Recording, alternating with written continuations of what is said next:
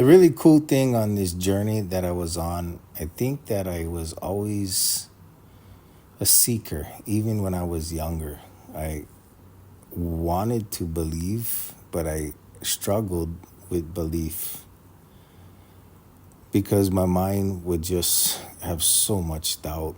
I'd always see, a loophole in things. And this naturally reflected in me double guessing myself. But this duality was beautiful because it helped me understand two sides of myself, which helped me understand two sides of all, and understanding this duality that we're all stuck in, past what we believe about things. There is a truth in the experience that can get you through it.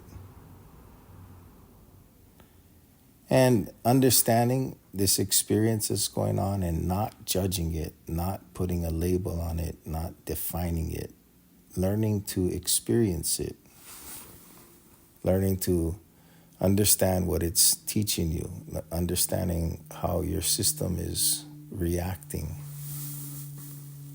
and eventually learning how to respond differently. This journey, I realized I was seeking knowledge, and one of the coolest things I think about some of the things I learned is the word yoga. There's many different yogas, and I think you'll understand when you understand the word yoga, what yoga means. So the word yoga comes from the root word yoke, Y-O-K-E. And I had to look that up. So I'm assuming a lot of people may not know what a yoke is, but a yoke is that controlling mechanism that you see around an ox, usually with some leather straps, maybe a piece of wood that's controlling an ox, controls a beast. So this is what a yoke is. And for those of you that are Christian, I believe somewhere in the Bible, Jesus once says, use my word as your yoke. So this is ancient knowledge, yeah, a word that people use to describe an experience. The beast, something to help us control the beast. There's a side to us. And when you understand, yoga is really technology. So you have physical yoga that everybody knows today. And I believe that might be a form of bhakti yoga. But really the discipline is physical and the connection with spiritual. And the aspect of the mind is meditation. But there is another yoga that is out there that is called Jhana Yoga, Jhana. And it's amazing because it doesn't seem like a lot of people know Jhana Yoga. And I'm hoping in time more people know Jhana Yoga as people know what Bhakti Yoga is.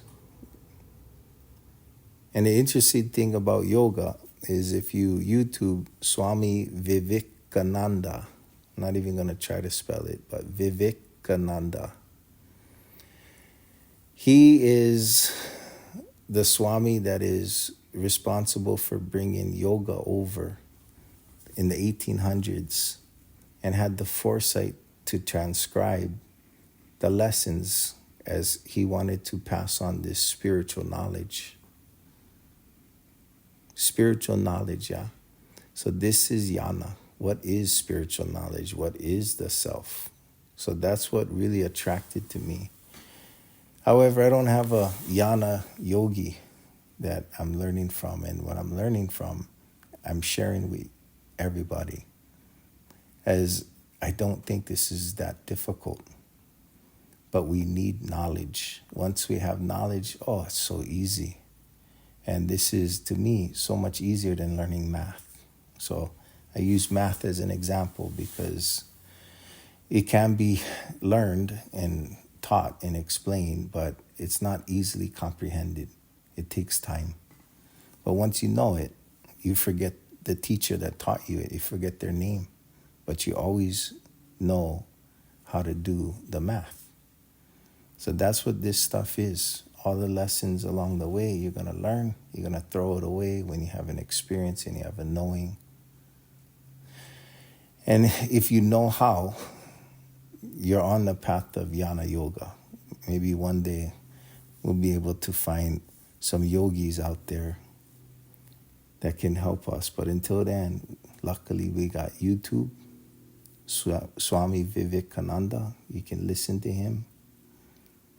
Check out Jhana Yoga and realize that this is really yoga in essence is a step-by-step process for us to experience things, experience ourself, experience life.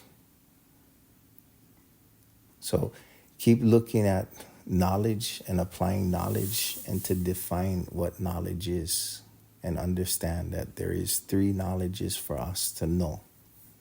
And you get to choose which knowledge you're going to reach for. Think of it as fruit on a tree. It's not a right or wrong decision. It's just a matter of your choice. If you go for the sweetest fruit to know how,